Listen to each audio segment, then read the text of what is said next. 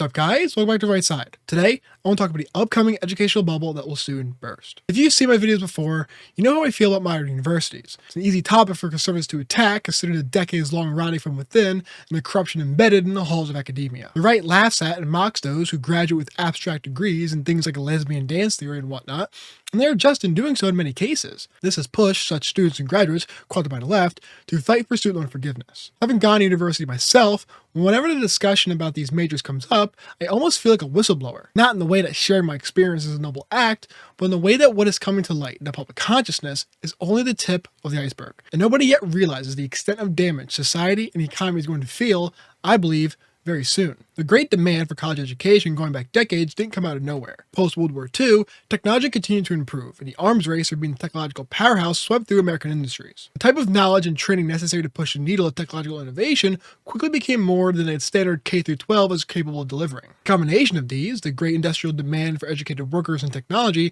and the limited capacity of the school system, created the perfect storm of incentives and necessity to explode university enrollment in STEM to innovate tangible technology, and enrollment in academia to provoke philosophical thought about the ideas that helped lead to World War II, Nazism, and communism. The nature of technology is exponential innovation, and thus the need for increased education. The STEM fields exploded as the space race took off, and the Cold War demanded nuclear research and manufacturing. This extreme demand for educated technology workers drove up wages for those workers, presenting an opportunity for parents to push their children into college and into those fields to capitalize on those high-paying careers to provide for their future families. As I just laid out, great demand often causes dramatic market corrections, but it often results in an overcorrection over supply, oversaturating the market. With parents and families nationwide pushing their children into college, it's unsurprising that many students simply didn't belong in college, but the last thing a college wants is for a student to drop out, which is where the liberal arts schools come into play. Technology, you could argue, is finite in its subtopics. You can only create so many technology submajors. Liberal arts, however, is intangible and thus infinite in theory. Many students who simply couldn't keep up or didn't want to be in tech majors were herded into liberal arts, where they were matched into a growing number of abstract majors designed to keep them in the university system and indoctrinate them into radical thinking and training. With a growing population pushing more and more students into universities, the liberal arts became a refuge and a lifeline for those who were mismatched in their majors, creating and grooming and indoctrinating an obedient army of foot soldiers for the administrative state. All of this transpired for decades, building up and filling out the deep state while turning the university system into a racket. As the relationship between the deep state and academia grew, they worked together to subvert the culture, not by kicking down the front door, but by infecting local, state, federal, and corporate offices with administrative workers in a silent invasion designed to keep society numb to their advances, slowly boiling the water of cultural radicalism. As the relationship between the deep state and academia grew, they worked together to subvert the culture, not by kicking down the front door, but by infecting local, state, federal, and corporate offices with administrative workers in a silent invasion designed to keep society numb to their advances, slowly boiling the water of cultural radicalism. Under normal circumstances, the market corrects their inefficiencies. Public funding through grants and subsidized tuition has shielded universities from these market forces, nurturing a corrupt cycle where the state pays off universities and insulates them from accountability in exchange for controlling the curriculum and grooming graduates into establishment order robots. Couple this with a corporate world that is complicit with this push from the state's intellectual class, and you get the state funding the university to indoctrinate foot soldiers for administrative paper pushers and culture hawks in corporate offices. All, mind you, with your taxpayer dollars. The surface level pursuit of lowering tuition through subsidies is nothing more than a racket. Turns out, those subsidies turn into nothing more than a blank check for university administrators to line their pockets through boosted tuition rates where they actually charge the same as before, like a Black Friday deal where they jack up the price $200, then give you a discount just to drop to the price it was before. However, we have recently seen a cultural U-turn away from woke DEI and toward meritocracy. While this is exactly what we need to fix the country, and what should have been happening all this time, it will cause this massive labor force bubble to burst. Just like giving out subprime mortgages like candy to people with no chance of paying it off,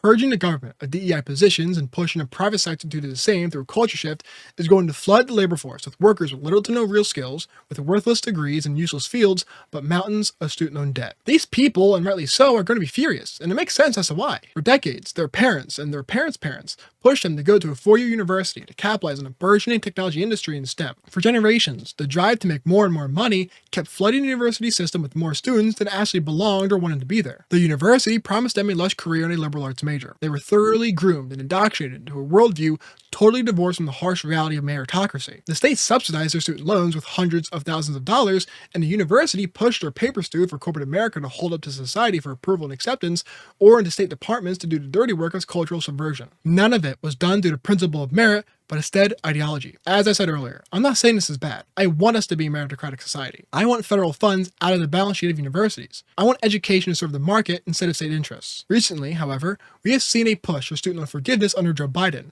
and that push isn't over. On either side of this push, there is no winner. Of course, on the one hand, there are those who didn't go to college or get a degree or have already paid off their debt, paying off those who haven't. This is abjectly unfair and inequitable, taken from a group of people who chose to make one decision and giving it to another group who decided to make another. On that base, forgiving student loans is backstabbing those who didn't go to college or have already paid theirs off. On the other hand, you have a group of people who are groomed through K through 12 by parents and school faculty to think the only true pathway to financial and career freedom was a 4-year degree. These people were sold a bad bill of goods for their future, given a hollow degree and a fake major with zero merit or marketable skills and a mountain of debt. Say what you want about the stupidity of their decision. In hindsight, it's totally fair, and I might even be right there with you. But we must be prepared for the inevitable labor crash that will radicalize these people further to the socialist left. Occupy Wall Street protested the greedy over-leveraging of the banks, taking advantage and being predatory with their lending. The Great Recession changed the way many people viewed the regulatory relationship between the state and the free market. The government socialized the bank's losses, and people rightly never forgot that. The same thing is bound to happen again, and I think very soon. The sheer number of people that are going to be laid off due to meritocratic trimming in the workforce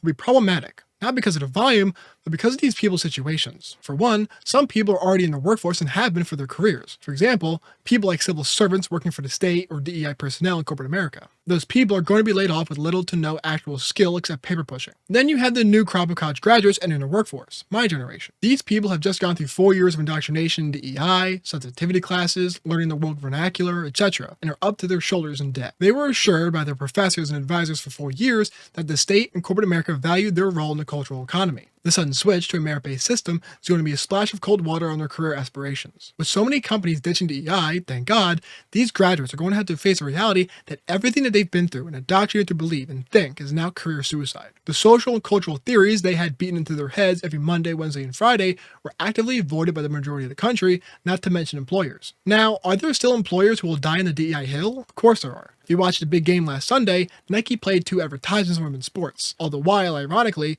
Bud Light had the most bro ad you might be able to make. More and more companies are ditching wokeism and DEI. So what does it actually mean? Well, one of 2 things must be true. More so, I think, for the recent graduates than for the more experienced workers about to be laid off. 1. These workers are completely useless in their skills and only know how to subvert workplace culture and procedures with wokeness and DEI, giving them no marketable skills to offer the new employer. Or 2, which I think is more likely for those already in the workforce than the new graduates. The entire woke push was completely fabricated, and these workers have or developed over time actual skills that will benefit the economy. If this is the case, then the economic loss from the culture shift lands squarely on the shoulders of the recent grads. This will be a serious economic and cultural problem. Not only will these graduates be up to their necks in debt, but they won't have any skills marketable to the corporations or offices that they were trained for, feeling like they were left with the burden that they're being led into nothing but seemingly insurmountable debt and no job prospects, which is the last thing you want to hand off to the next generation. In the end, the collapse of the education bubble isn't just a possibility, it's an inevitability. For decades, universities have funneled students into useless degrees, shielded from market consequences by market subsidies and corporate complicity. But as the tide shifts back toward meritocracy, those graduates, deep in debt and devoid of real-world skills, will be left stranded, angry, and searching for someone to blame. This isn't just an economic reckoning, it's a political one. The radicalized graduates of today are the social revolutionaries of tomorrow, demanding bailouts and government intervention to fix the very system that failed them. The right cannot afford to be caught off guard. We must be ready with real solutions, defunding the university racket, dismantling the administrative state, and rebuilding an education system that values competence over ideology. If we don't, the next great crisis won't be financial. It will be the complete surrender of our institutions to those who created the problem in the first place. I hope you guys enjoyed the video. If you did, hit the like button. If you'd like to support and help the channel grow, become a member, subscribe, and ring the bell to stay updated with all my uploads. Finally, whether you agree or disagree, leave your thoughts in the comment section below. Look forward to engaging with you guys in respectful and thoughtful discussions. With that said, see you guys next video. See ya.